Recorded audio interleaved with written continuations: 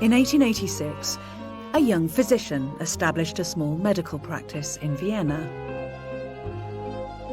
Patients would come to lie on this very couch, and as he listened, they'd share their innermost fears and anxieties. Their intimate, very personal stories would nourish a radical and controversial new way of understanding our pasts, our desires, what drives our every action. Ideas that would take the world by storm. Because this couch belonged to Dr. Sigmund Freud.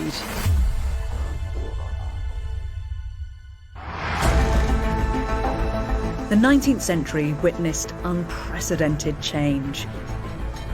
Transformed by revolutions in industry, science and society. It was an age that questioned traditional authority and produced three game-changing thinkers. Karl Marx attacked the social and economic order. Friedrich Nietzsche took on Christian morality. And Freud questioned the very essence of who we are. Their penetrating, often contentious ways of seeing the world still shape how we make sense of our lives today.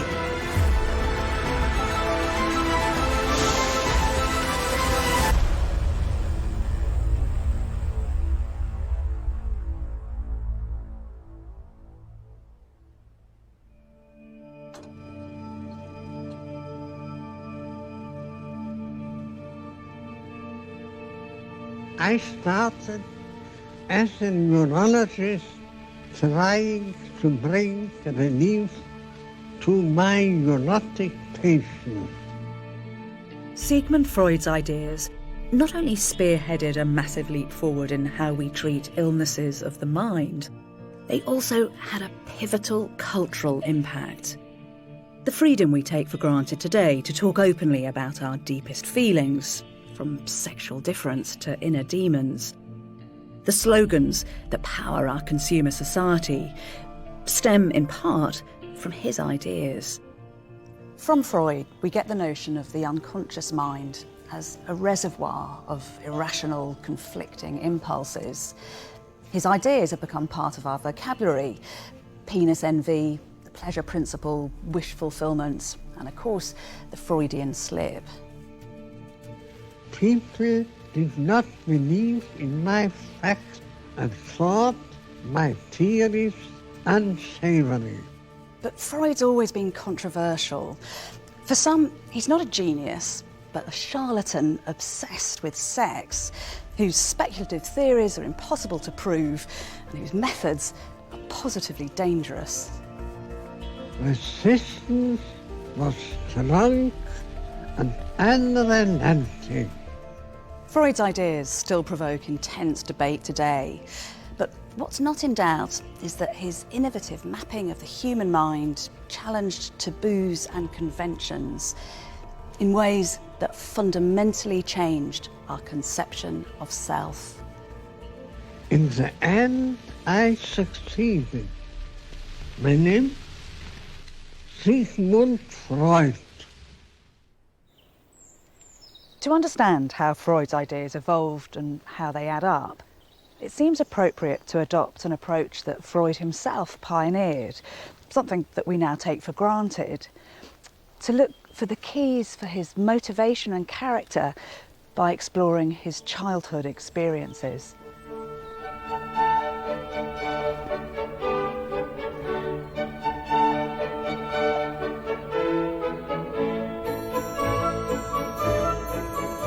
When Sigmund Freud was born here in 1856, the town was called Freiburg in Moravia, part of the Habsburg Empire.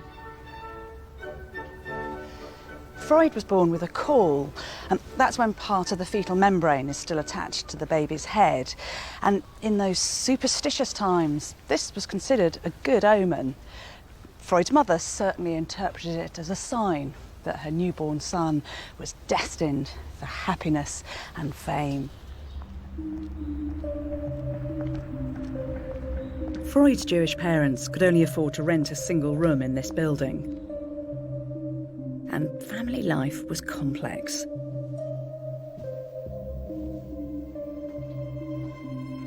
His mother was 20 years younger than his father, who'd been married before and had 2 adult sons. And so one of Sigmund's half-brothers was even older than his mum. Sigmund's closest playmate was in fact his own nephew. But they were to be wrenched apart. Because when Sigmund was 3, his father's small business selling wool collapsed, scattering the entire family in search of work.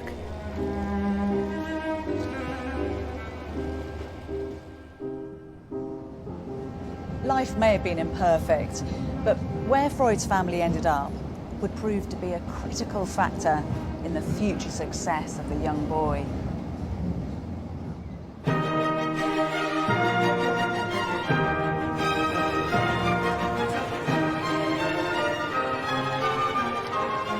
Vienna in the 1860s, imperial capital of the Habsburg Empire, was a city at the forefront of social change. The Europe-wide revolutions of 1848 had undermined aristocratic, conservative rule here, allowing a kind of edgy liberalism to flourish on the streets. There were also an unusual number of immigrants in the city, so Freud would have grown up surrounded by a cosmopolitan mix of voices and cultures. This is the Jewish district where Freud's family first lived. It was poor and overcrowded, but many capitalised on the opportunities that the city offered and quickly rose from the margins. They became newspaper magnates and bankers, academics, doctors and lawyers. Freud's parents passionately wanted the same for their clever eldest son. Of his 6 siblings, he was the only one given his own room to work in, and he topped his class for 7 years. The young Freud's intense studies seem to have fed into his self-image as someone destined for greatness. He found inspiration in ancient civilizations, in the glory that was Greece and the grandeur that was Rome. And he came to identify with powerful heroic figures from history and literature, like Moses and Hannibal and Alexander the Great. In 1873, at the age of 17, Sigmund sought his own glory at Vienna University. Initially dabbling in philosophy and law, he was soon drawn to the university's celebrated natural scientists and their guiding light, the Englishman Charles Darwin. Darwin's remarkable, epoch-defining theory of evolution chimed with Freud's desire for kudos and celebrity. But to match up to his hero meant hours of meticulous, painstaking, not obviously glamorous laboratory work, trying to unravel the mysteries of the nervous system of fish. Freud himself said that his studies in anatomy, zoology, chemistry and botany made him a godless medical man and an empiricist. And certainly his time here nurtured a scientific worldview that never left him. If you look at this picture of him from the time, you can just imagine the precise, clinical fish dissector, a man who seems to be both neat and orderly in appearance and character. At age 25, Freud fell wildly in love with a young woman, Martha Bernays. Their early correspondence reveals an altogether different side to Freud. There's probably 1,600 letters in all. They were writing more or less every day, sometimes 2 or even 3 letters a day. Bits have been released of his letters alone, but this is the first time now that we're seeing her letters. How brilliant. So we've got Martha's voice. What's she saying? What does she write about here? Well, anything and everything. I mean, in this case, she had just sent Freud a lock of her hair to put in a little brooch, you know, as lovers do. And Freud had written back, "I hope you didn't tear it out, or did it come out when you were combing?" So here, in this letter here, she is taking him to task for his ignorance. She says, you know, you're a doctor, you have no idea of the code of love. One does not send one's lover ripped out or combed out hair. I suppose this is the first time he's had a full-blown love affair. It's his first and his only. And this is one of the things about these letters. You get an insight into Freud that you'll get nowhere else. And he's losing his control sometimes. That he really is almost on the edge of a nervous breakdown when he feels they can't go on, when he feels there's an impossible disagreement between her. She is for sweeping it under the carpet. She says, why do you wallow around in this stuff that makes us miserable? And he says, you know, you have to face it, you have to talk through it. That's fascinating. So it's almost like we've got Freud, the proto-psychoanalyst here. Yes. I mean, the psychoanalytic dictum is say everything that's on your mind, don't censor, don't repress. It's there already. Martha had opened Freud's eyes to a world of demanding human emotion. And the financial pressures of their engagement saw him casting around for opportunities beyond the lab. Eventually, he abandoned his research career to study medicine. And one day, when he was reading a medical journal, he came across something that he was convinced would make his name.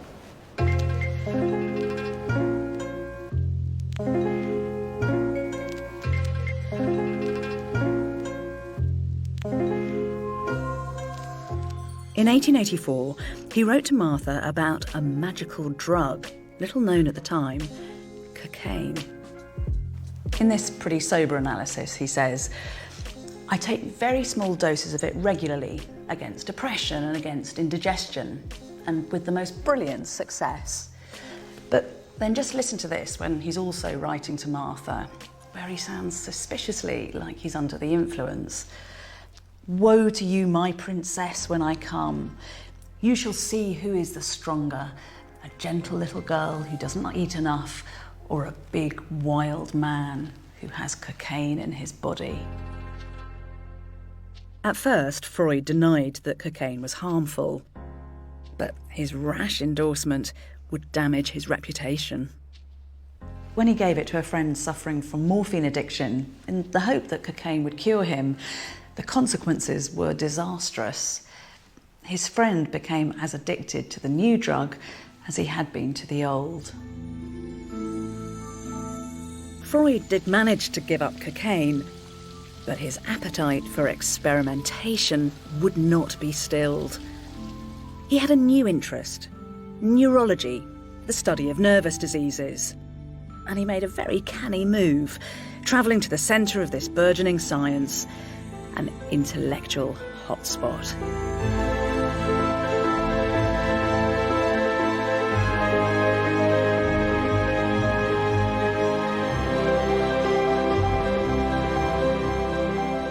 This is Salpêtrière, in Freud's day a kind of medical poorhouse, a bleak dumping ground for some 5,000 women, many of whom were diagnosed as hysterical. Hysteria, from the Greek word for womb, was a mysterious condition that was thought to afflict women from the ancient world onwards. Really, it was just a catch-all diagnosis for all kinds of nervous symptoms, from fits and paralysis to anxiety and headaches.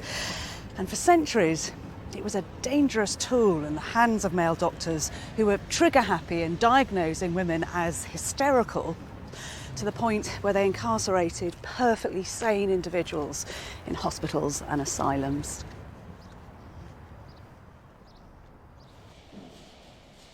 Freud came to Salpêtrière to study with the preeminent pioneer of neurology, Jean-Martin Charcot. Having discovered that some nervous conditions like multiple sclerosis were the result of lesions on the brain, Charcot turned his attention to the mysteries of hysteria. Charcot approaches hysteria more scientifically and more seriously and doesn't think of it as simply a woman's ailment. And he sees distinct phases. He talks about the epileptoid phase, a tonic phase, a fit. And the fit was epileptic rigidity.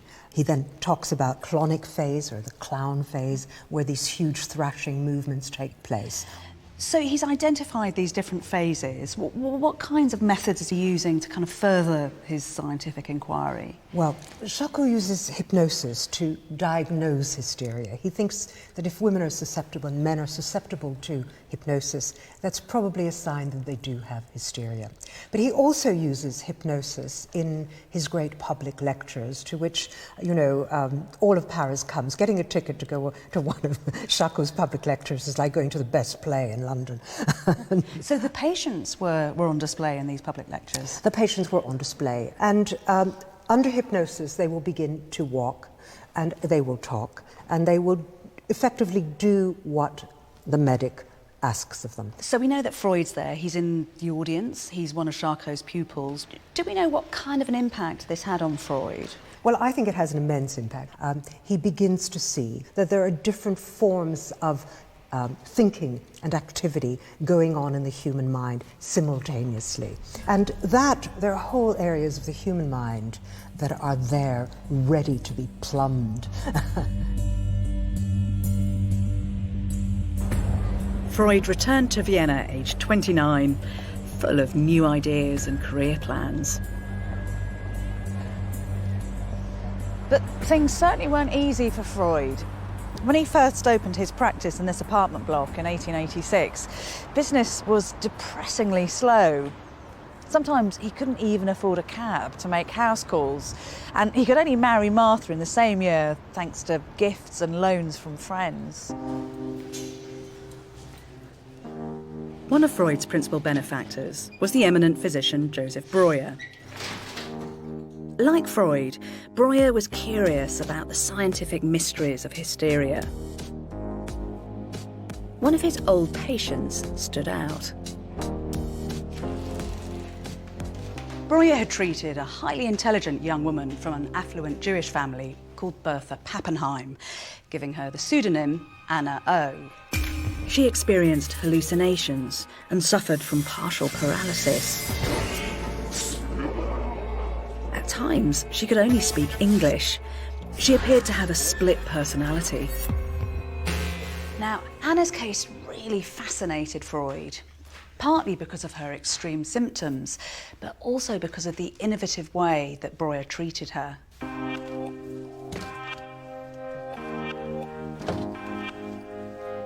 During Breuer's consultations, Anna fell into a state of hypnosis and revealed melancholic details of her personal history. The talking revived significant or painful memories of past events that had been forgotten or somehow blocked up and suppressed. Breuer found that he could trace Anna's numerous symptoms back to original traumas. When Anna showed an aversion to drinking water, Breuer linked it back to her seeing a dog being allowed to drink out of the glass of its owner. But once she expressed her submerged disgust, her hydrophobia vanished.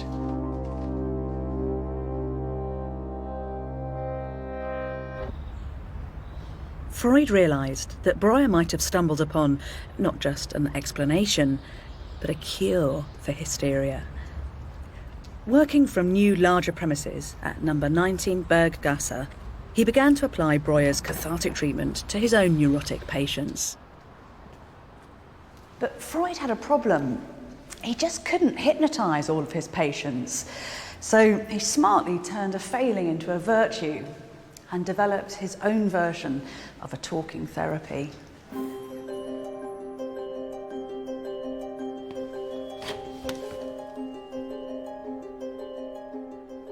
Freud asked his patients to lie on this couch while he sat here behind them out of sight. He encouraged them to say whatever came into their minds, almost as if they were talking to themselves. He proved to be an alert listener, systematically sifting through and probing his patients' memories. Interpreting their confessions rapidly, intuitively, he attempted to unlock what was being suppressed. Freud gave his new free association method a new name. He took the ancient Greek word for mind or life breath, psyche, and added to it a robust scientific term, analyse. Psychoanalysis was born. In 1895, Breuer and Freud published their findings in a landmark book, Studies on Hysteria. Freud was keen to find a single unifying reason for hysteria neurosis, to offer their theory a kind of breakthrough moment. And he started to see sex as a central issue. The more cautious Breuer disagreed, but another friend proved far more receptive, the physician Wilhelm Fliess. Sexual morality had long been framed by religion and by and large had been unremittingly repressive for centuries. But Fliess was one of a growing number of medical researchers who embarked on a scientific study of sexual identity and behaviour, unconstrained by orthodox moral judgments and what was generally considered to be perversion. Encouraged by the open-minded Fliess, Freud began to hone his ideas about hysteria and sexual issues.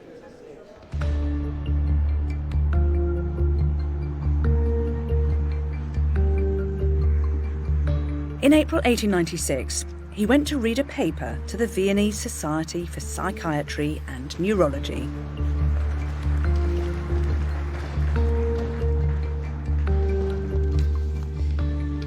He described the job of treating patients with hysteria in epic terms, as if he were an explorer archaeologist, sifting through the remains of an ancient ruined city, trying to find clues and evidence. Imagine that an explorer arrives in a little-known region where his interest is aroused by an expanse of ruins, with remains of walls, fragments of columns, and with... Freud claimed to have found a singular cause in all his neurotic cases, something he likened to discovering the source of the Nile.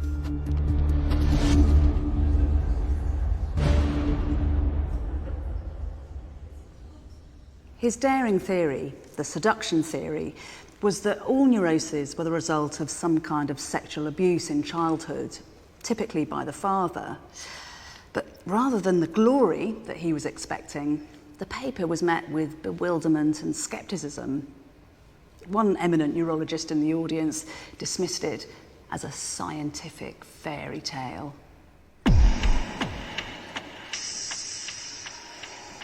This frosty reception just enhanced Freud's view that he was an embattled pioneer, tackling taboo subjects.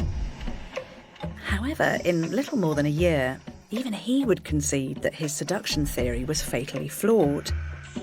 Hysteria was so widespread that to imagine so many men were paedophilic abusers was highly implausible. With hysteria afflicting Freud's own family, the idea that his father Jacob could also be guilty was the final straw.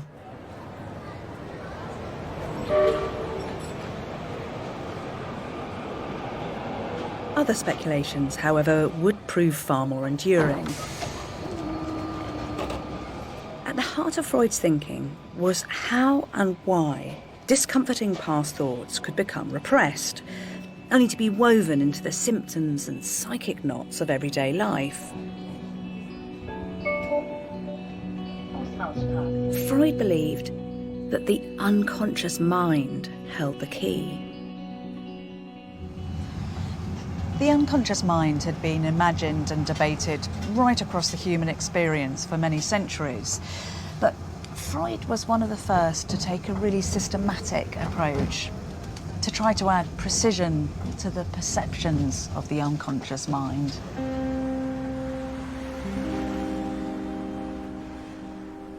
A painful personal tragedy would trigger his big breakthrough.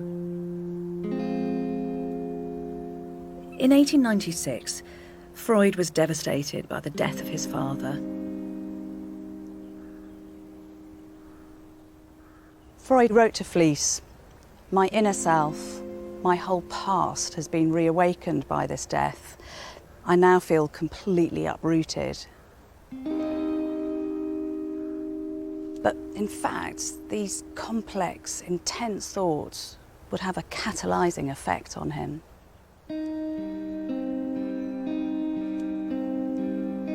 Freud had been experimenting with self-analysis, scrutinising his fragmentary childhood memories and deep-seated terrors. The loss of his father intensified that exploration, and the secret of his self-analysis, he started to analyse his own dreams.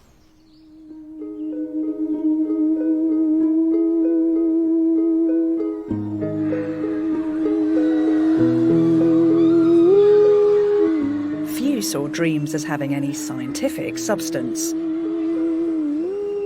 But Freud chose to think differently. He looks at dreams as something that is multi-layered. There is the story that people remember when they wake up, but for Freud that story is only the surface of our dream. What lies underneath is what he calls the latent dream thoughts. But those latent thoughts become distorted, they become censored.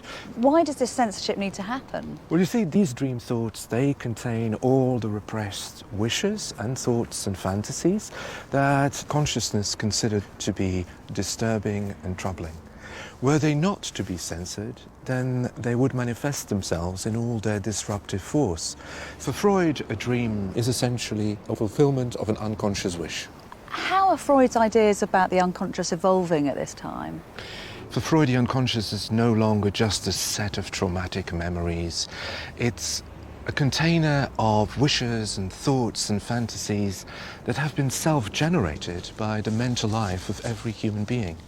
Oh, what's the value of these for Freud? I mean, what's he doing with this raw material? Within his clinical practice, he would piece together the various associations that people bring to the story that they remember, and with those bits and pieces, he would try to arrive at a certain understanding of those unconscious repressed wishes that sit underneath. With Freud's theory, we as human beings can look and think about our dreams as productions of our mind that actually reveal something about who we are, and that's extraordinarily valuable. Freud's book, The Interpretation of Dreams, offered a radical new understanding of human nature, with the unconscious a reservoir of repressed inner desires and irrational impulses, the hidden source of what motivates and makes us. There's an interesting detail in the story of the publication of The Interpretation of Dreams. Although this book was actually published in 1899, it was branded with the date 1900. Freud was telling the world that the theories in here would define the 20th century and that they'd herald the birth of a daring, brave new world.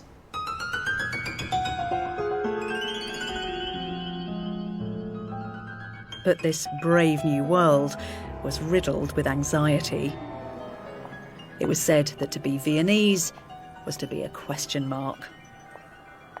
Liberalism had failed to deliver real power to the middle classes, who felt threatened by a rising urban population. In this climate, an appetite grew for new experimental art that explored beneath the rational surface of human existence. Freud's theories perfectly matched the zeitgeist.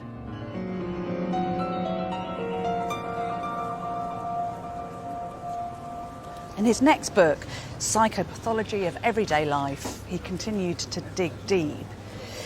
In this, he argued that our repressed desires emerge not just in our dreams, but infiltrate our waking lives too. One interesting case he cites was when a high-ranking Austrian politician opened an important debate in Parliament with these words: "I announce the presence of so many honoured gentlemen and therefore declare the session as closed." This very public slip revealed his repressed frustration that the session would be a complete waste of time. And of course, we still use the phrase Freudian slip in everyday life today, usually to refer to a revealing or embarrassing verbal faux pas. Although Freud believed that our unconscious desires broke through due to triggers in our current lives, it was how those mysterious impulses were shaped by our past experiences that really preoccupied him. Something that finds echo in his consulting room. When Freud enthusiastically gathered together all these fabulous ancient artefacts, he didn't think of them as dead objects. For him, the past wasn't a kind of museum that you could choose whether or not to visit. It was alive, dynamic, present in our day-to-day lives. He thought that past experiences had something vital to tell us. In fact, it was a story from classical Greece that would inspire his next big idea. Chor, bitte zum Boten. Bote und Ödipus. Also Ödipus, setz dich auf den zu laut, das geht's nicht. Aber Freud attended a performance of a Greek tragedy by Sophocles. gut, Action. Was hast du, Ödipus? Was ist es, das deinen Geist so niederschlägt? Frag mich nicht. Doch sag mir erst, wie Laios aussah und wie alt er war. Oedipus Rex tells the story of a young man who inadvertently kills his father and then marries and has children with his mother. Groß war er und weiß sein Haar und deinem Ansehen nicht weit entfernt.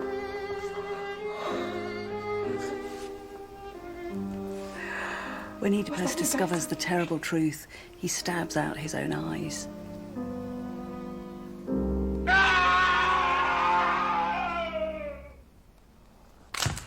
Freud saw this story as a paradigm to explain his own repressed sexual feelings. Genau, auch noch intensiver. Welcher Spruch? This is what he wrote to Fleece. A single idea dawned on me.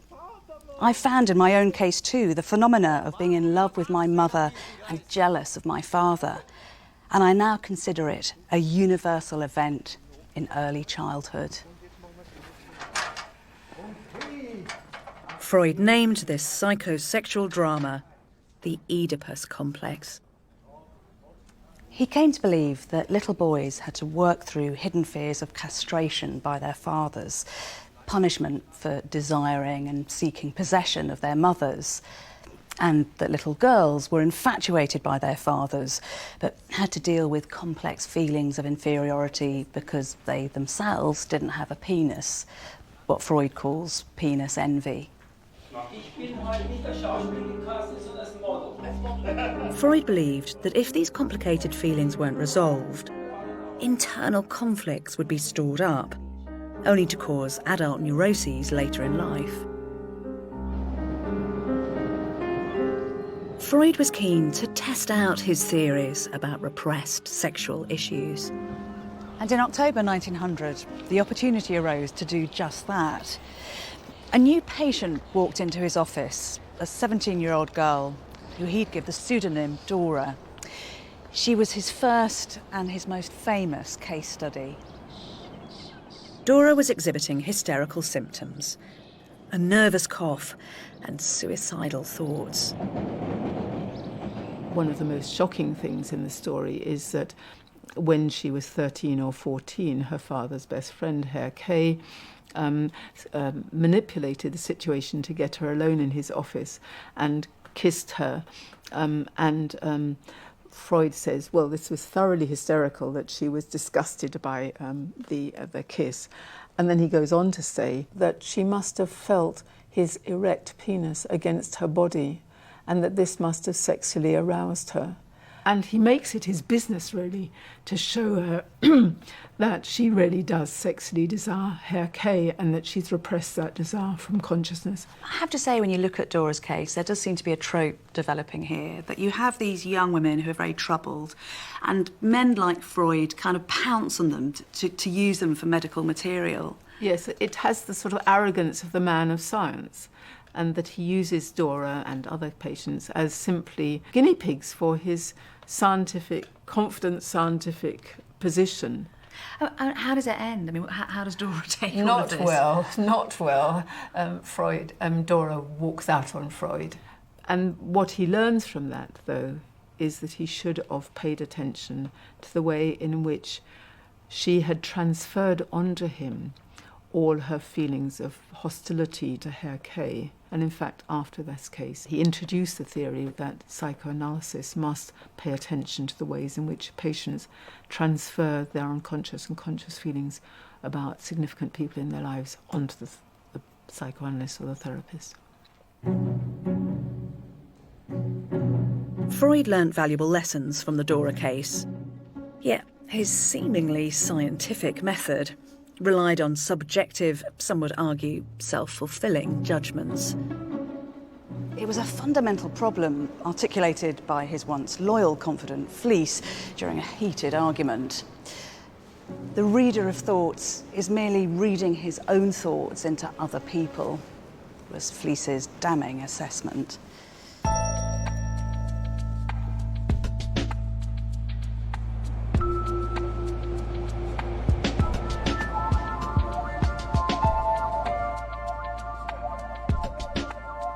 In 1902, Freud sent out a written invitation to 4 Jewish doctors, inviting them to come and meet here in his apartments. What would come to be known as the Wednesday Psychological Society gathered every week in his waiting room, and their first topic was a subject very close to Freud's own heart: the psychological function of smoking.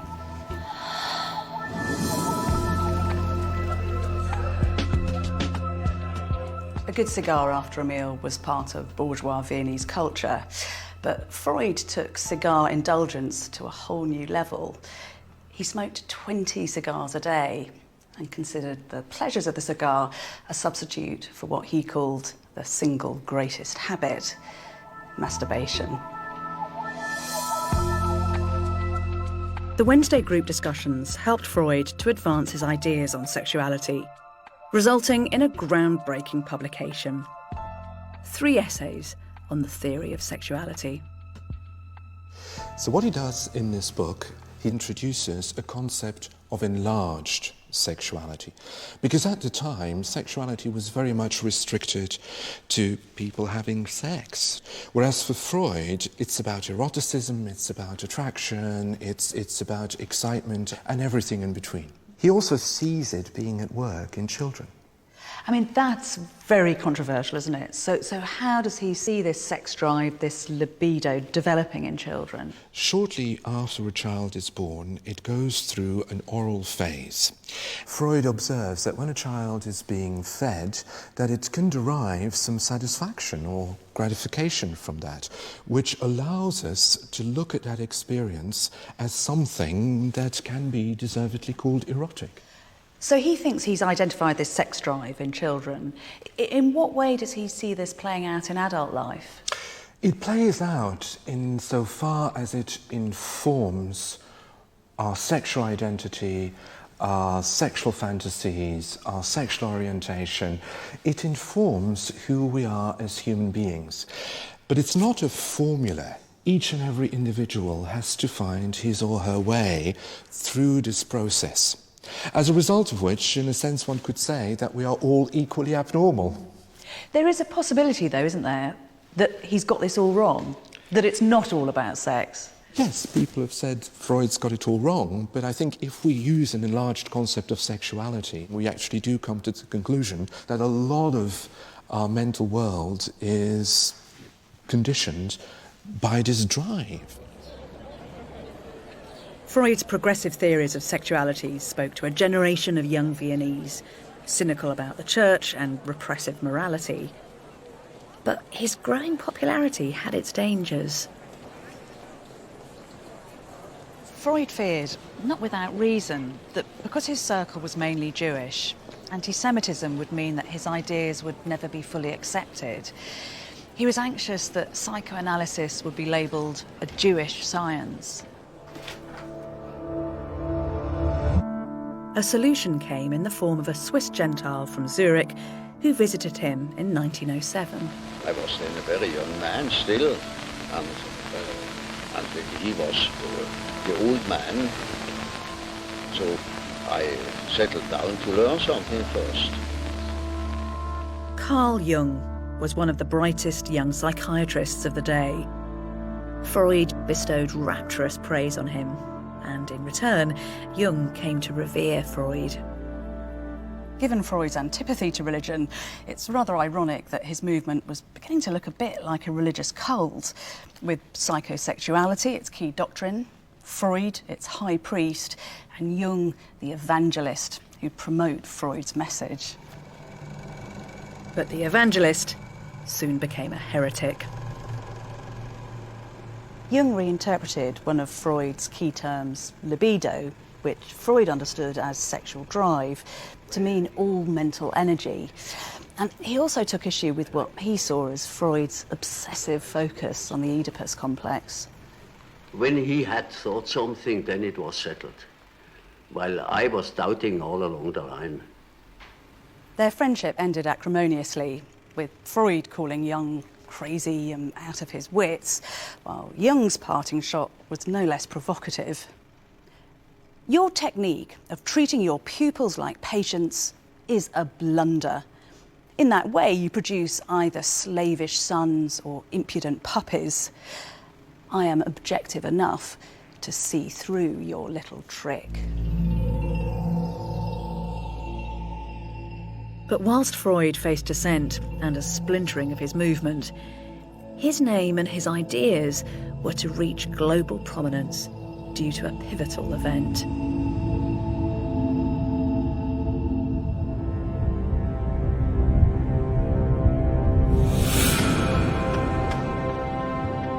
In 1914, the heir to the Habsburg throne was assassinated, triggering a war with Serbia. Freud's sons left for the front line of a conflict that would become World War I. The war threw up new challenges for physicians. The mysterious breakdowns suffered by soldiers.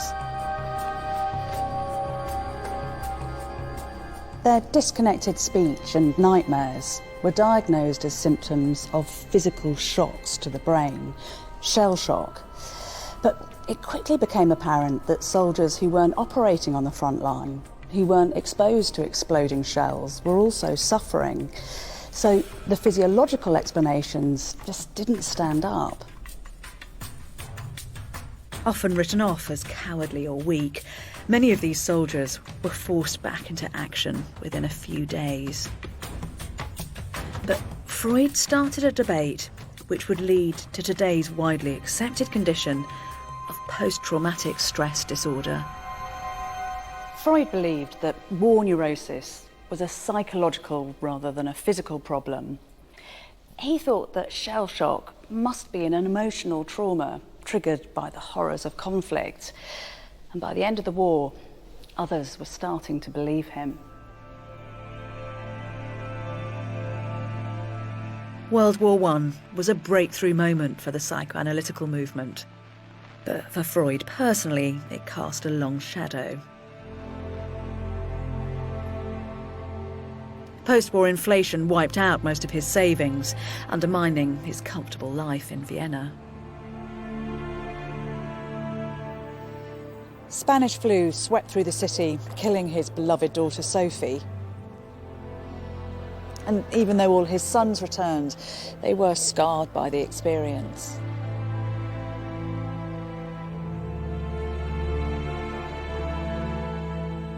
Freud began to question some of his core theories. For him, sexuality had been singularly responsible for neuroses. But in 1920, he published Beyond the Pleasure Principle and posited a second basic force in the mind: a death drive. Before, he'd seen aggression as a sadistic aspect of the sexual instinct, the urge for mastery, the drive to dominate the sexual object.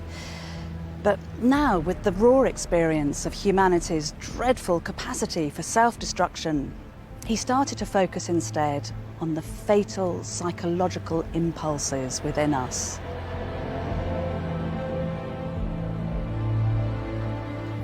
Freud wanted us to face up to inward as well as outward aggression. He suggested that the death drive was part of the human condition, a powerful, deep-seated wish to undo the bonds of life. But Freud's revisions didn't end here.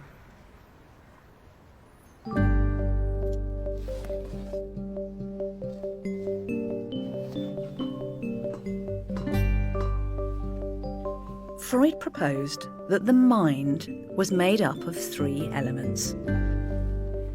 There was the id, an entirely unconscious part, the cauldron of our passions, where our death drive and our urge for sex could be found. Then there was what he called the superego, an internal conscience which could impose impossible ideals and inflict merciless criticism. The superego was a kind of strict moral guardian, in conflict with the pleasure and death-seeking urges of the id. Navigating between the warring mind and external reality was what Freud called the ego. Freud thought that psychoanalysis could help to strengthen the ego. Although he never imagined that we'd be free of these internal conflicts, the best we can do is simply to live with them.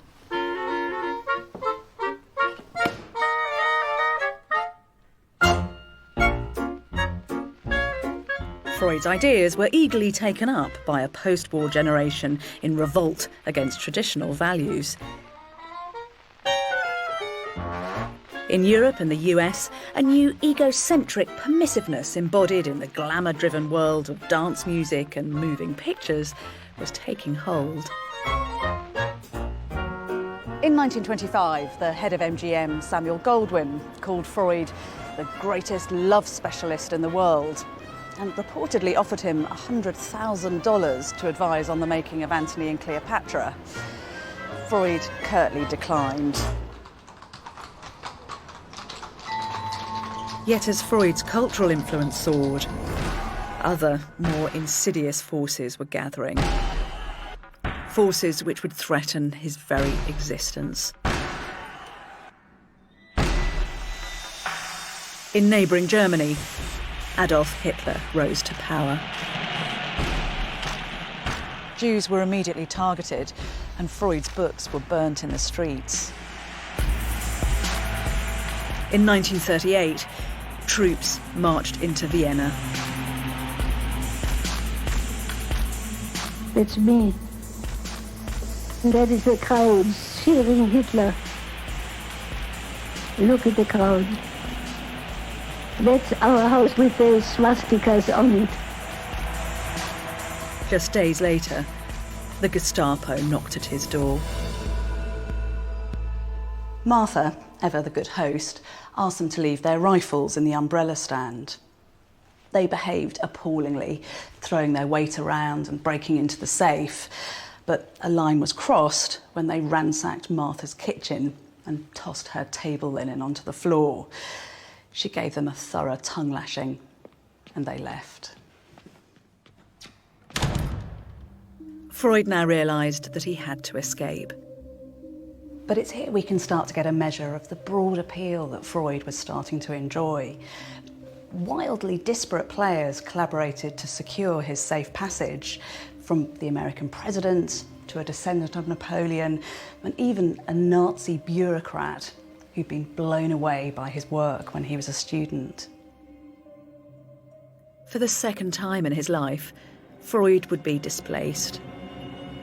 After 78 years in Vienna, his belongings were hastily packed up. This trunk in the Freud Museum in Vienna has revealed poignant new evidence of Freud's traumatic break with the past.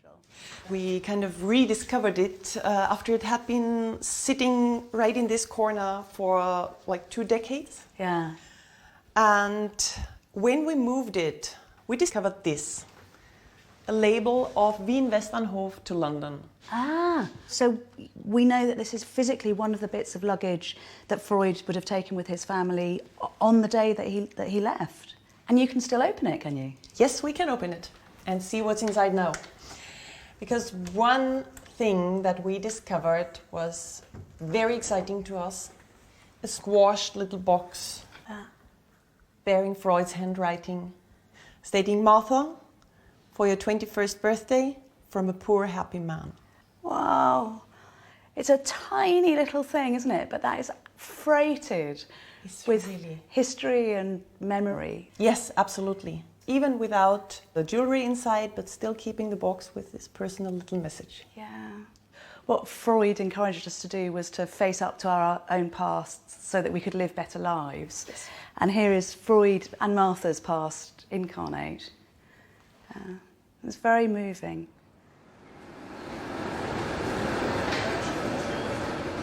Im Alter von 82 Jahren verließ ich infolge der deutschen Invasion mein Heim in Wien und kam nach England, wo ich mein Leben in Freiheit zu enden hoffe.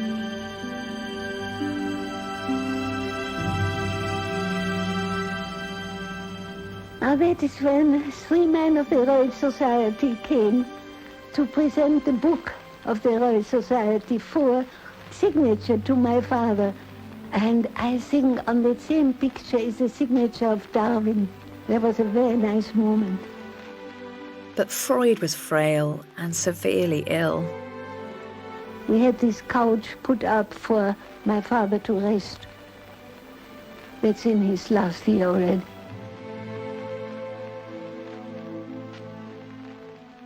For around 15 years, his jawbone was riddled with cancer.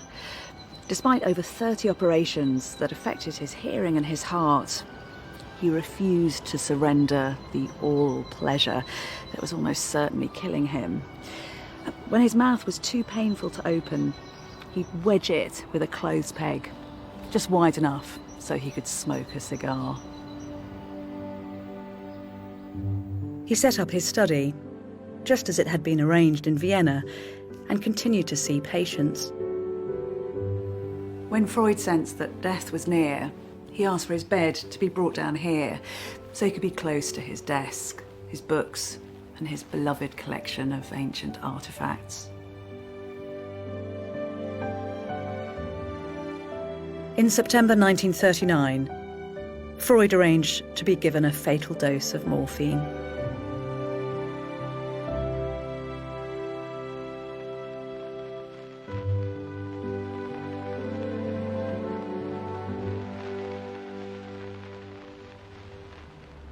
But even after death, Freud's ideas continued to gain momentum. One of the impetuses that Freud gave to the 20th century was giving people permission to be different from other people, to recognize that there is very little that is abnormal because the abnormal is so normal. And perhaps most important of all, really making it possible to talk about sex. That really, I think, helped hugely. In the century after Freud's time, homosexuality, sexual variety, much more sympathetic understandings about things that just used to be thought of as perverse.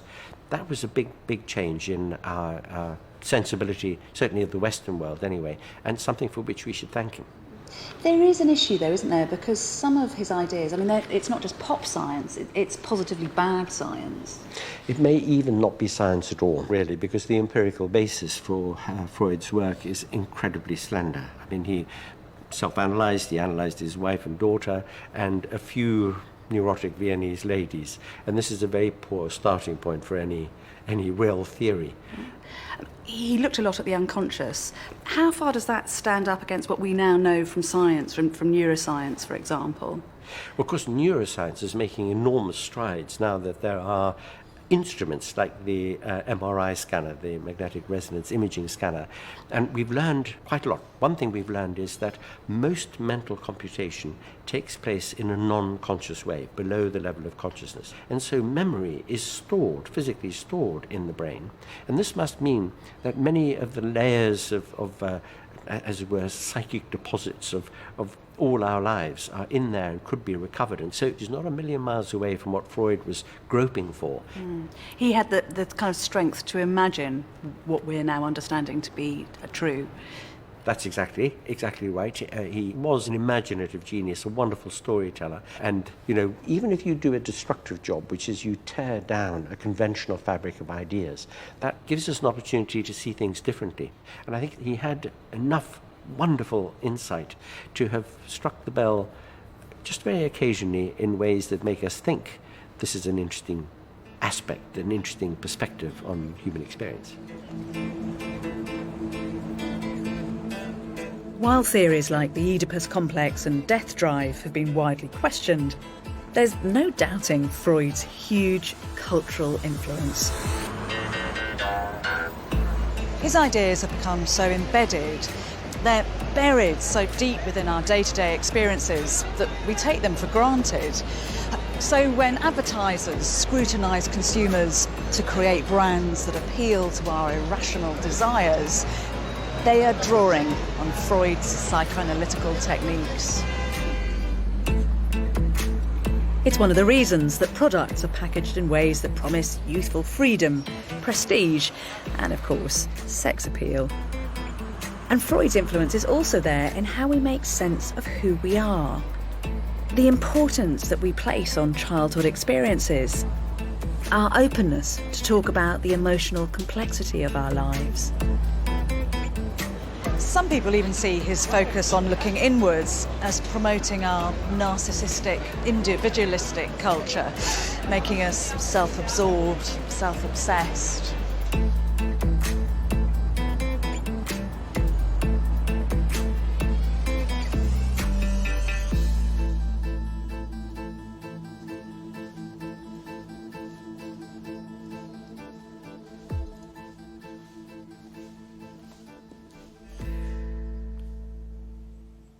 What really mattered to Freud, I'd argue, is right here.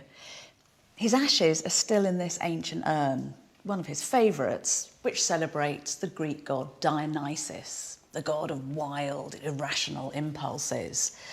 So here in his final resting place, you have sex and lust and death and mania and the power of the past all mixed up together. For a man who told the world he was a scientist, this is a madly, wonderfully romantic last gesture. And a reminder too, perhaps, that Freud believed no matter how deeply we interrogate ourselves, there is an irrational part of our mind destined to stay in the dark.